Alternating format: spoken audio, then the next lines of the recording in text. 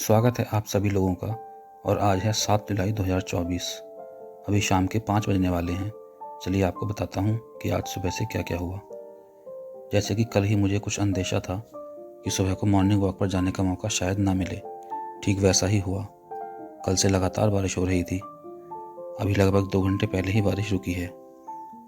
जैसे ही मैं सुबह सोकर उठा तो बाहर देखने की आवश्यकता भी नहीं पड़ी।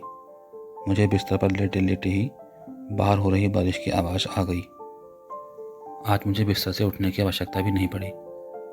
बाहर काफ़ी तेज़ बारिश हो रही थी। उसे देखने की उम्मीद भी आज धूमिल हो गई। लेकिन थोड़ी देर बाद बारिश कुछ हल्की हुई और मैं उसे देखने की आस में बाहर निकल गया।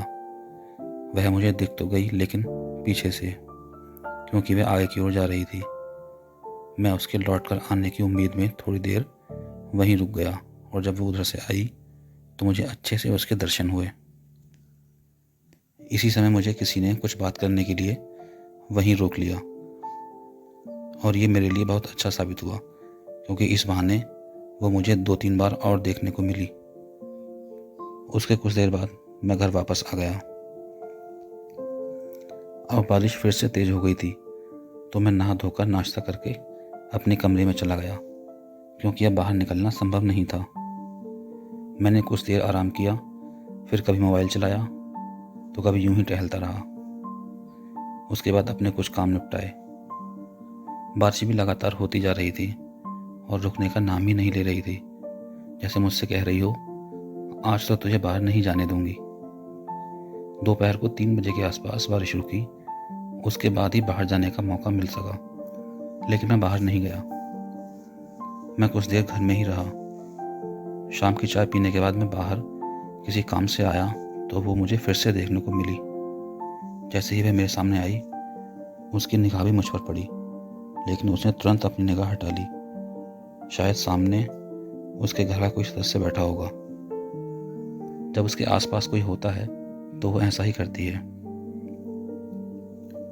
अभी शाम के 5:15 बज रहे हैं और इस समय मौसम बहुत ही सुहावना हो रहा है।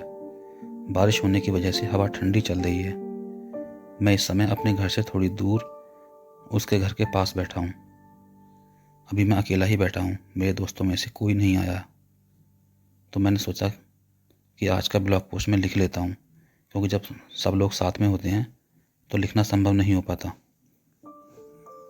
आज जिस तरह का मौसम हो रहा है उसमें घूमने का बहुत मन करता है, क्योंकि यह शांत, सुहावना और साफ स्वच्छ वातावरण सहज ही अपनी ओर आकर्षित कर लेता है।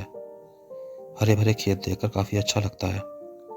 गांव में बारिश के साथ एक समस्या और आ जाती है, और वो ये कि जैसे ही बारिश आती है तो लाइट चली जाती है। अभी आधी रात से बारिश हो रही थी, कुछ देर पहले तक, और तभी से लाइट गायब है। हालांकि इन्वर्टर अभी तक बैकअप दे रहा है और हमारे यहाँ सोलर पैनल भी लगा है, तो अभी तक तो हमें कोई दिक्कत नहीं है। लेकिन अगर ज़्यादा समय तक लाइट गायब रही तो समस्या पैदा हो सकती है। जब हमें लगता है कि लाइट ज़्यादा समय तक गायब रह सकती है तो हम अपने घर में बिजली की खपत काफ़ी कम कर देते हैं। जैसे इस समय बारिश का मौसम है और हवा भी ठंडी है, तो गर्मी भी नहीं लग रही है, इसलिए पंखे जलाने की आवश्यकता भी नहीं पड़ती। ऐसे में हम टीवी देखने का समय भी कम कर देते हैं, और अगर ज़्यादा आवश्यकता पड़ी तो कुछ समय के लिए फ्रिज भी बंद कर देते हैं।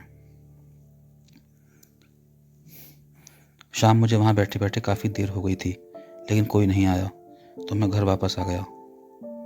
घर आकर मैंने घर के कुछ काम निपटाए और कुछ देर बाद फिर से वहीं चला गया।